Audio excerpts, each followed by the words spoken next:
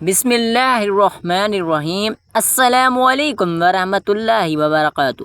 محترم ناظرین، بڑھاپے کا وہ عمل جو توبہ کرنے سے بھی معاف نہیں ہو سکتا۔ ذرا سوچیں، اگر آپ نے کوئی ایسا گناہ کر لیا جس کی معافی کے لیے نہ ایک حج کافی ہے نہ 1000 حج، اگر آپ نے 100 بار نہیں بلکہ 1000 بار اللہ کے حضور گڑ گڑا کر توبہ کی لیکن پھر بھی وہ گناہ معاف نہ ہوا تو کیا بنے گا؟ آپ ذرا تصور کریں، اگر آپ مکہ مکرمہ جا کر خانہ کعبہ کے سامنے روئیں، مدینہ منورہ جا کر روضہ رسول پر گریہ وزاری کریں لیکن وہ گناہ پھر بھی بخشش کے قابل نہ ہو، کیا واقعی کوئی ایسا گناہ ہے جسے معاف کرنا اللہ کے قانون میں بھی شامل نہیں ہے؟ ہاں، ایک ایسا کبیرہ گناہ ہے جس کے لیے قیامت کے دن کوئی شفاعت کام نہیں کرے گی، کوئی دعا، کوئی وسیلہ، کوئی حج، کوئی زکوٰۃ، کوئی نیکی اسے ختم نہیں کر سکتی۔ لیکن وہ گناہ آخر ہے کیا؟ انسان سے خطائیں ہو جاتی ہیں لیکن ہمارا رب بڑا غفور الرحیم ہے، وہ بخشنے والا ہے، توبہ قبول کرنے والا ہے۔ وہ کہتا ہے، میرے بندو، اگر تم گناہ کا انبار لے کر آؤ لیکن میرے ساتھ کسی کو شریک نہ کرو تو میں تمہیں معاف کر دوں گا۔ مگر کیا کوئی ایسا گناہ بھی ہے جو اس رحمت بھرے اعلان کے باوجود معافی کے قابل نہیں؟ ایک ایسا گناہ جو اگر کسی نے کر لیا تو اس کا انجام انتہائی ہیبتناک ہوگا۔ یہ وہ جرم ہے جس کا حساب قیامت کے دن نہایت سختی سے لیا جائے گا۔ یہ وہ گناہ ہے جو کرنے والا شاید دنیا میں موج مستی کر لے، مزے کر لے، لیکن آخرت میں اس کا حساب ایسا خوفناک ہوگا کہ زمین و آسمان لرز اٹھیں گے۔ یہ وہ گناہ ہے جس کے مرتکب کے لیے نہ کوئی سفارش ہوگی، نہ کوئی بخشش، بلکہ عذاب ہی عذاب اور پچھتاوا ہی پچھتاوا ہوگا۔ آخر وہ ایسا کون سا گناہ ہے جس کے بارے میں اتنی سخت وعیدیں نازل ہوئی ہیں؟ اس گناہ کے بارے میں آج اس ویڈیو میں بتانے والا ہوں، اس لیے ویڈیو کو بالکل بھی سکپ مت کیجیے گا۔ محترم ناظرین، بہت سے لوگ لاپرواہی سے زندگی گزار رہے ہیں، گناہ پر گناہ کیے جا رہے ہیں لیکن انہیں اندازہ ہی نہیں کہ ایک ایسا جرم ان کے نامہ اعمال میں داخل ہو چکا ہے جس کا خمیازہ اسے بھگتنا ہی پڑے گا۔ قیامت کے دن جب نامہ اعمال سامنے آئے گا، جب پل صراط سے گزرنے کا وقت آئے گا، جب جہنم کی آگ دھاڑیں مار رہی ہوگی، تب احساس ہوگا یہ ایک ایسا گناہ تھا جو اتنا دردناک عذاب رکھتا تھا، لیکن تب تک وقت ہاتھ سے نکل چکا ہوگا، تب پچھتاوے کا کوئی فائدہ نہ ہوگا۔ یہ وہ گناہ ہے جس کے متعلق نبی کریم صلی اللہ علیہ وآلہ وسلم نے سخت وعیدیں سنائی ہیں۔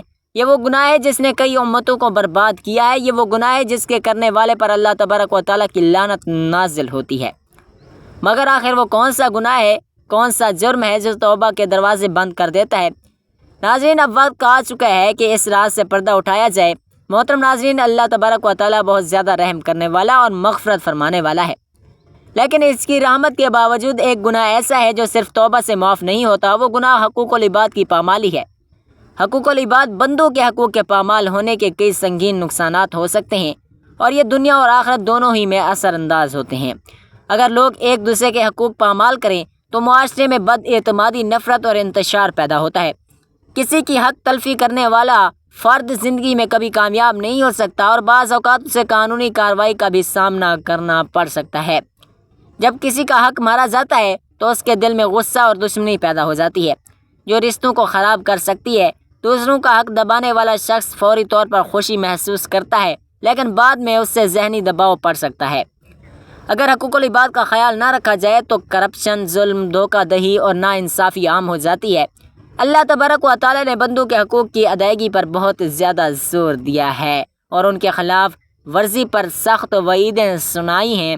حدیث پاک کے مطابق حقوق العباد کی خلاف ورزی کرنے والے کو قیامت کے دن بدلے میں اپنی نیکیاں دینی پڑیں گی یا دوسروں کے گناہوں کا بوجھ اپنے سر لینا پڑے گا۔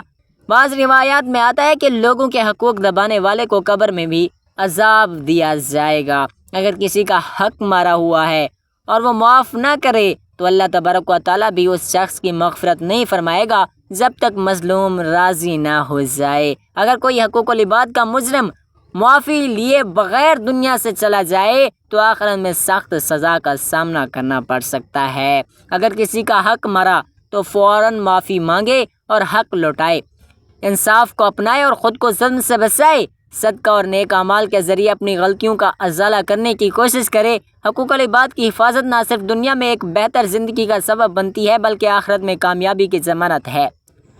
اللہ تبارک و تعالیٰ کے حقوق حقوق اللہ تو محض خالص توبہ اور ندامت سے معاف ہو سکتے ہیں، لیکن بندوں کے حقوق ایسے نہیں ہیں کہ حقوق العباد وہ حقوق ہیں جسے جب تک بندہ خود معاف نہیں کرے گا اللہ تعالیٰ بھی معاف نہیں کرے گا۔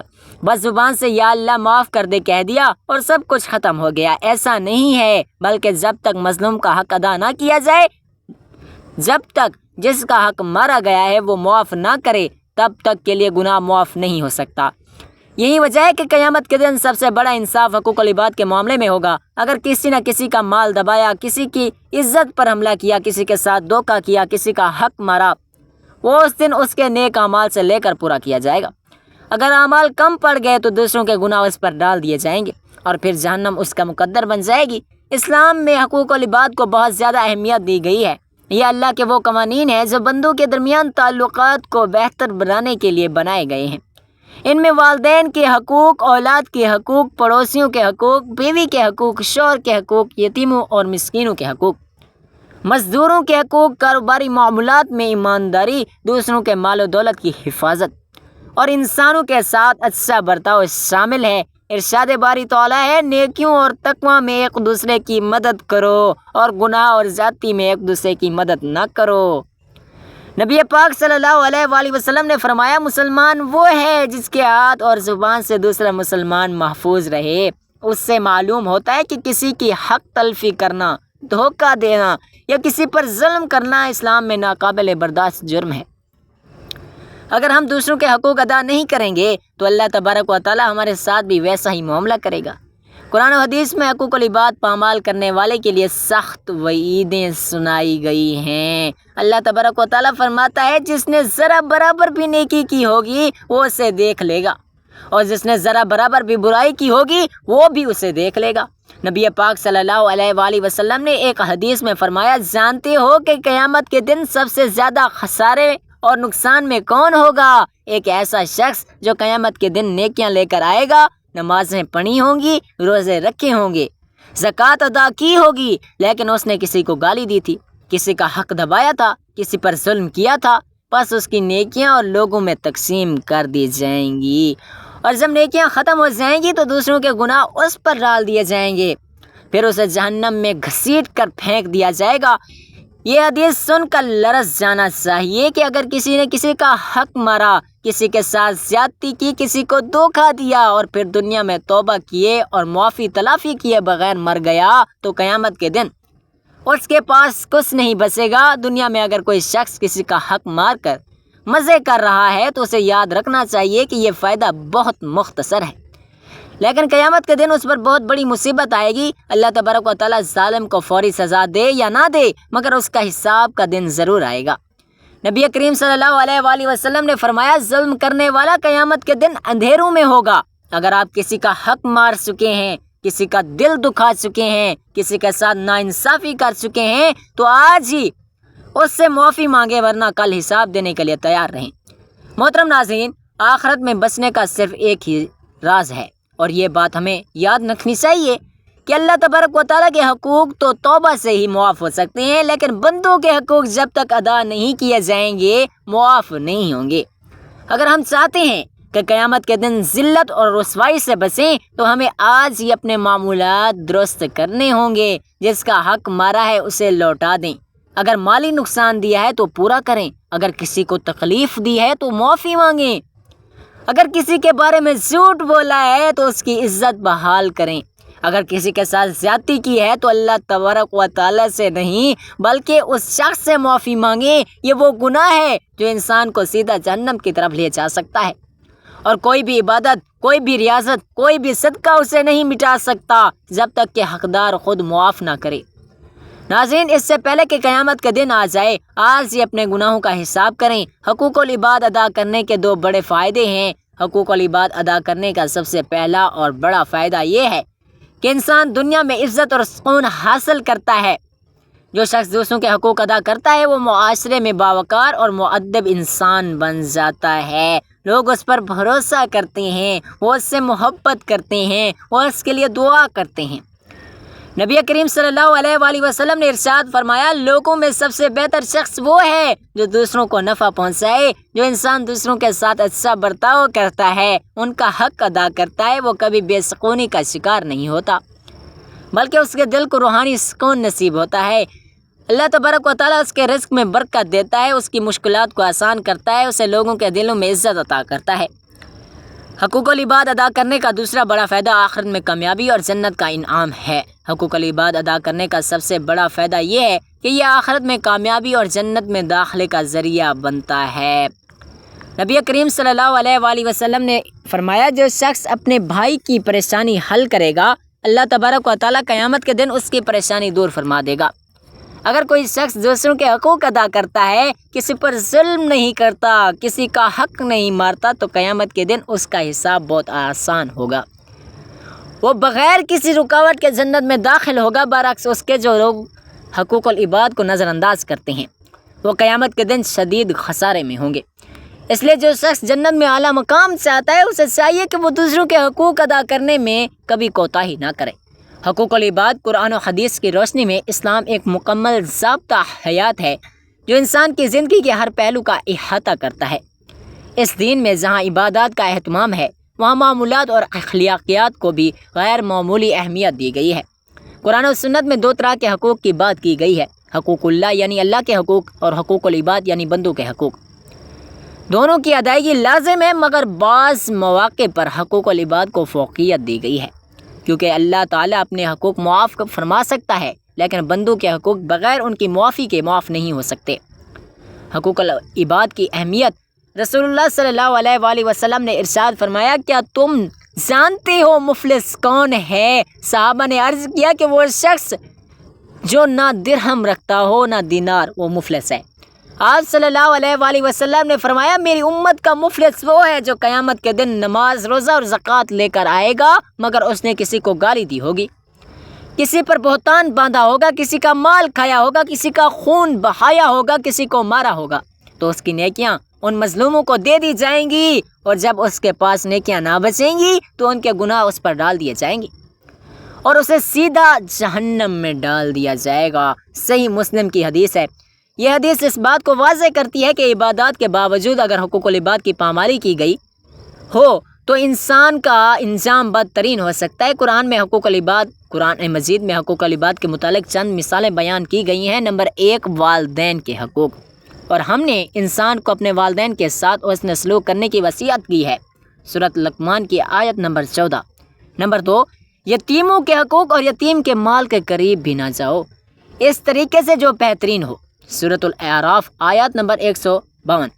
نمبر 3، پڑوسی کے حقوق، اور اللہ کی عبادت کرو اور اس کے ساتھ کسی کو شریک نہ ٹھہراؤ، اور والدین کے ساتھ حسن سلوک کرو، اور قرابت داروں، یتیموں، مسکینوں، قریبی ہمسایوں اور دور کے ہمسایوں، پہلو کا ساتھی، مسافر اور تمہارے غلاموں کے ساتھ بھی، سورۃ نساء کی آیت نمبر 36۔ نمبر 4، تجارت اور انصاف، پیمانہ اور ترازو انصاف سے پورا کرو، ہم کسی جان پر اس کی طاقت سے زیادہ بوجھ نہیں ڈالتے، بحوالہ سورۃ الانعام آیت نمبر 152۔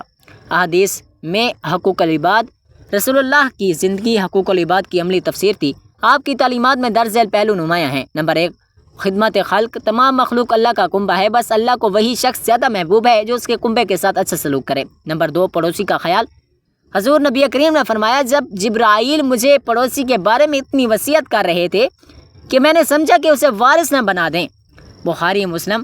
نمبر 3، مسلمان کا حق، مسلمان پر 6 حقوق ہیں، سلام کا جواب دینا، دعوت قبول کرنا، نصیحت کرنا، چھینک کا جواب دینا، عبادت کرنا اور جنازے کے ساتھ جانا، صحیح مسلم۔ نمبر 4، جھوٹ اور دھوکہ دہی کی ممانعت، جس نے دھوکہ دیا وہ ہم میں سے نہیں۔ حقوق العباد کی اقسام، حقوق العباد کو مختلف زمروں میں تقسیم کیا جا سکتا ہے۔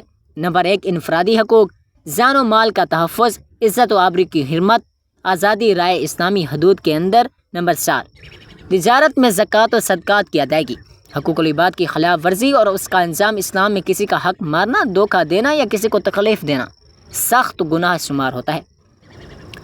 رسول اللہ صلی اللہ علیہ وسلم نے فرمایا جس کسی نے اپنے بھائی پر ظلم کیا ہو مال یا عزت میں تو آج ہی اس سے معافی مانگ لے، اس دن سے پہلے کہ جب نہ دینار کام آئیں گے اور نہ ہی درہم۔ بخاری حدیث اس بات کی گواہی ہے کہ قیامت کے دن انسان صرف اپنے اعمال کے ساتھ آئے گا اور کسی کے ساتھ ظلم کیا ہوگا تو اس کی نیکیوں سے بدلہ لیا جائے گا۔ اسلامی ریاست کی بنیادی حقوق العباد کے تحفظ پر رکھی گئی ہے۔ حضرت عمر فاروق رضی اللہ تعالیٰ عنہ کے دور خلافت میں ایک اونٹ کے بارے میں بھی پوچھ گچھ ہوتی تھی کہ کہیں وہ بھوکا یا پیاسا تو نہیں۔ ناظرین، ہر مسلمان پر لازم ہے کہ وہ اپنے اعمال کا جائزہ لے اور دیکھے کہ کہیں وہ کسی کا حق تو نہیں مار رہا۔ اگر ایسا ہے تو فوری طور پر توبہ کرے اور اگر ممکن ہو تو حق ادا کرے یا معافی مانگے۔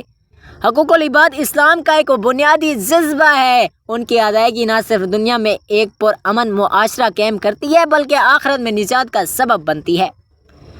جو قومیں ان اصولوں پر عمل کرتی ہیں وہاں عدل، امن اور خوشحالی جنم لیتی ہے۔ ناظرین، اللہ تبارک و تعالیٰ سے دعا ہے کہ اللہ تبارک و تعالیٰ ہم سب کو حقوق العباد کی صحیح معنوں میں ادائیگی اور توفیق عطا فرمائے۔ آمین یا رب العالمین۔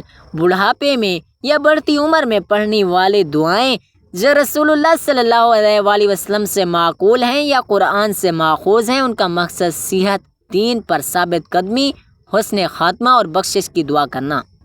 نیچے چند مسنون اور مؤثر دعائیں اردو ترجمے کے ساتھ دی جا رہی ہیں جو بڑھاپے میں روزانہ پڑھی جا سکتی ہیں۔ بڑھاپے میں کمزوری سے پناہ کی دعا۔ اللہم انی اعوذ بک من الحرم۔ اردو ترجمہ: اے اللہ، میں بڑھاپے کی کمزوری، ذہنی جسمانی سے تیری پناہ مانگتا ہوں۔ صحیح بخاری۔ نمبر 2، دین پر ثابت قدمی اور خاتمہ بالخیر کی دعا۔ یا مقلب القلوب ثابت قلبی علی دینک۔ اردو ترجمہ: اے دلوں کو پھیرنے والے، میرے دل کو اپنے دین پر ثابت قدم رکھ۔ نمبر 3، اچھی موت اور معافی کے لیے دعا۔ حضرت یوسف علیہ السلام کی دعا: توفنی مسلما والحقنی بالصالحین۔ اردو ترجمہ: مجھے مسلمان حالت میں موت دے اور نیک لوگ کے ساتھ شامل فرما۔ سورۃ یوسف۔ نمبر 4، صحت و عافیت اور عمر میں برکت کے لیے دعا۔ اللہم عافنی فی بدنی، اللہم عافنی فی سمعی، اللہم عافنی فی بصری، لا الہ الا انت۔ اردو ترجمہ: اے اللہ، میرے جسم میں عافیت عطا فرما، میری سماعت میں عافیت عطا فرما، میری بینائی میں عافیت عطا فرما، تیرے سوا کوئی معبود نہیں۔ سنن ابو داؤد۔ آخری نجات کی دعا۔ ربنا اغفر لی ولوالدی وللمؤمنین یوم یقوم الحساب۔ اردو ترجمہ: اے ہمارے رب، مجھے، میرے والدین کو اور سب ایمان والوں کو بخش دے جس دن حساب قائم ہوگا۔ سورۃ الابراہیم۔ کمزوری، ذلت اور محتاجی سے پناہ کی دعا۔ اللہم انی اعوذ بک من العجز والکسل والحبن والحرم والبخل والعذاب القبر۔ اردو ترجمہ: اے اللہ، میں تیری پناہ مانگتا ہوں کمزوری، سستی، بزدلی، بڑھاپے، بخل اور عذاب قبر سے۔ نماز کی پابندی کرنا۔ تفسیر: نماز اسلام کا ستون ہے اور ہر عمر میں فرض ہے، لیکن بڑھاپے میں دل اللہ کی طرف سے زیادہ مائل ہوتا ہے، اس لیے نماز کی پابندی انسان کو روحانی سکون دیتی ہے۔ قرآنی حوالہ۔ نماز بے حیائی اور برائی سے روکتی ہے۔ سورۃ العنکبوت۔ عملی فائدہ: نماز دل و دماغ کو پرسکون کرتی ہے اور جسمانی صحت پر بھی مثبت اثر ڈالتی ہے۔ توبہ اور استغفار کرنا۔ اس کی تفصیل نیچے دی گئی ہے۔ انسان کی زندگی میں کچھ لغزشیں ہو جاتی ہیں، خاص طور پر جوانی میں۔ بڑھاپا توبہ کا بہترین وقت ہوتا ہے۔ قرآنی حوالہ۔ بے شک اللہ توبہ قبول کرنے والا، رحم کرنے والا ہے۔ سورۃ البقرہ۔ اس کا عملی فائدہ: توبہ سے دل کو سکون اور اللہ کی رحمت حاصل ہوتی ہے اور آخرت سنورتی ہے۔ صدقہ اور خیرات کرنا۔ تفصیل: جو کچھ زندگی میں کمایا اس میں سے اللہ کی راہ میں دینا بڑھاپے میں بڑی نیکی ہے۔ حدیث: صدقہ بلاؤں کو دور کرتا ہے۔ ترمذی۔ عملی فائدہ: یہ دوسروں کی مدد کا ذریعہ بنتا ہے اور جو بندہ اللہ کے قریب ہوتا ہے۔ قرآن کی تلاوت اور ذکر الہی کرنا۔ تفصیل: دل و دماغ کو اللہ کے کلام سے روشن کرنا بڑھاپے میں بہت ہی فائدہ مند ہوتا ہے۔ قرآنی حوالہ: بے شک دلوں کا اطمینان اللہ کے ذکر میں ہے۔ سورۃ الرعد۔ عملی فائدہ: ذکر اور تلاوت دل کو سکون دیتے ہیں اور روح کو بھی تازگی بخشتے ہیں۔ نوجوانوں کو نصیحت اور دعا دینا۔ تفصیل: بڑھاپے کا تجربہ قیمتی خزانہ ہوتا ہے۔ اپنی اولاد اور دوسروں کو نیکی کی تلقین کرنا ایک صدقہ جاریہ ہے۔ حدیث: تم میں سب سے بہتر وہ ہے جو دوسروں کو فائدہ پہنچائے۔ جامع الصغیر۔ عملی فائدہ: نئی نسل کو اچھے مشورے دینا معاشرے کی اصلاح میں مددگار ہوتا ہے۔ علم دین سیکھنا اور سکھانا۔ تفصیل: عمر کی قید نہیں، سیکھنا اور سکھانا ہر وقت باعث ثواب ہے۔ حدیث: جو شخص علم حاصل کرنے کے لیے راستہ اختیار کرتا ہے، اللہ اس کے لیے جنت کا راستہ آسان کر دیتا ہے۔ مسلم۔